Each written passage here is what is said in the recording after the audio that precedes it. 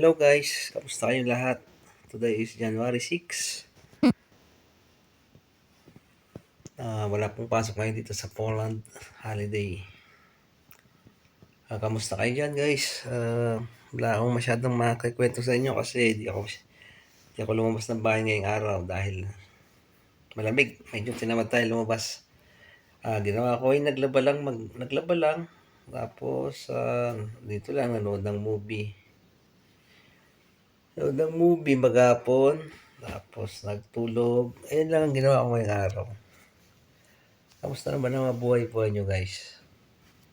Ah, i-shoutout ko nga pala si Richard. Yung kaibigan kong nag-iisa na ngayon doon sa kanyang bahay. Papasya lang kita bukas. Magkakantahan tayo. At kung kumustahin ko yung mga taga-Baras, Ilocos, kamusta kayo dyan?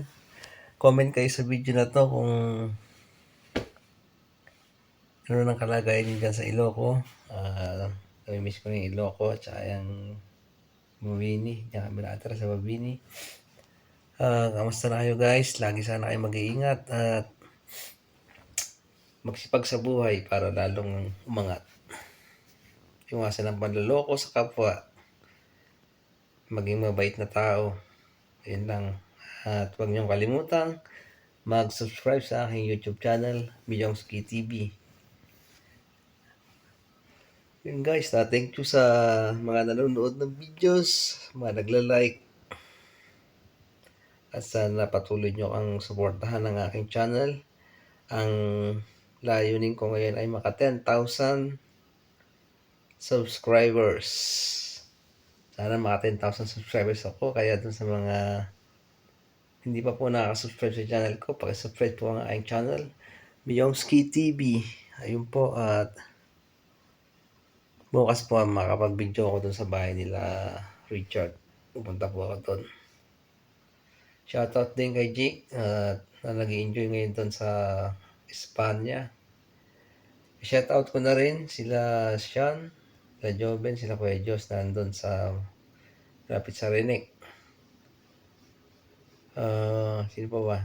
Yung mga sila Deloy, shoutout sa inyo dyan.